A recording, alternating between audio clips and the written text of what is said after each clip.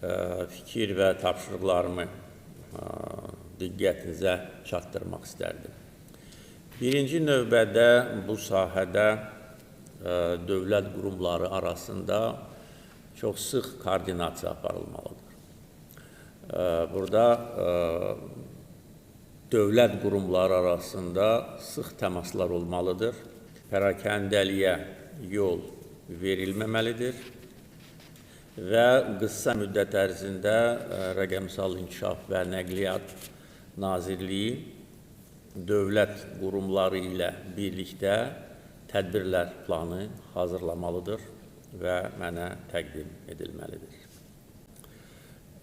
Bu məsələdə işlərin daha səmərəli təşkili üçün hesab edirəm ki, hər bir dövlət qurumunda, ilk növbədə nazirliklərdə rəqəmsallaşma, süni intellekt, kiber təhlükəsizliyi üzrə bir müavin ayrılsın, ya yeni ştat vahidi yaradılsın, ya da ki, mövcud müavinlərin birinə bu sahə tapşırılsın ki, Rəqəmsal İnkişaf və Nəqliyyat Nazirliyinin əməkdaşları, rəhbərliyi bilsinlər ki, onların təmasda olacaq şəxslər kimdir və hər bir dövlət qurumunda bu sahə prioritet sayılmalıdır bu gündən.